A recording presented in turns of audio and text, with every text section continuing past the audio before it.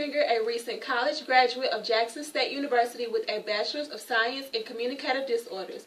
And today I will be conducting an interview regarding teachers and their roles as educators. Okay, can you tell me a little bit about yourself? My name is Juanetta Dixon. I am a teacher with the Jackson County Civic Action Head Start, where I have been employed for 13 years.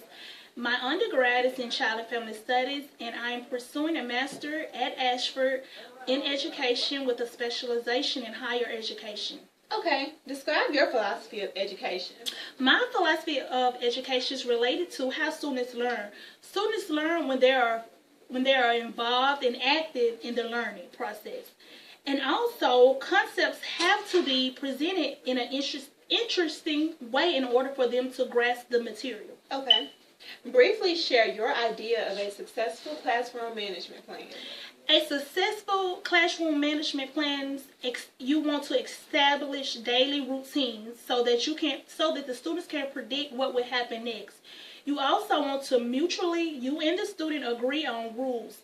The rules need to be displayed in the classroom. You need to go over the rules daily, and also you want to ask you want to ask the student, what do you think should happen if we break the rules? Because we're agreeing on it mutually, so it's not you, it's we, because we are mutually agreeing. And also you want to always communicate with the parents and the students and the administrators as well as your colleagues on a daily basis. And also, the end of the day, you should think of, how was my classroom management for that day? If it didn't go so good, if the transition wasn't good that day, then you should think of meaningful ways that you can establish to make it better for the following day. Okay. Explain which model of teaching do you believe the school should implement and why you are making this recommendation. I still support the social integration models because it is important for us to work with other people. Okay. Next question is, identify the role you believe students play in learning processes, in the learning process. Okay, students have to be active, they have to be motivated, and they also have to be curious learners. Okay.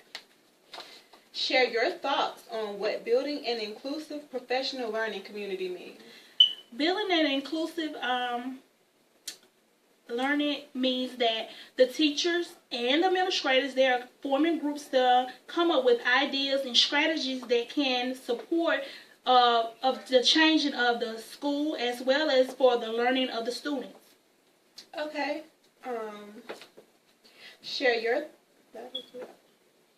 Describe what one could expect to see if he or she entered your classroom during the school day.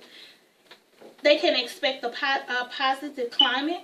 They can also expect teacher and student interactions. They can expect scaffolding, open-ended questions.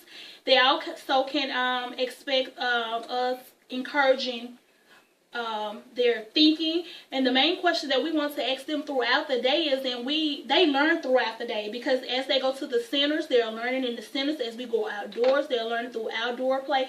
So they're learning all day long. And so some of the questions that we ask them throughout the day, who, what, when, where, we try to broaden their thinking and to, make them think beyond what is being said. And also during computer time, because technology is going to be a great impact upon the 21st century. We also, some students, when they go to computers, some cannot go to the next level on the computer. So we, as teachers, we interact with them to see that what we can do and what activities we can come up with that can get them to the next level.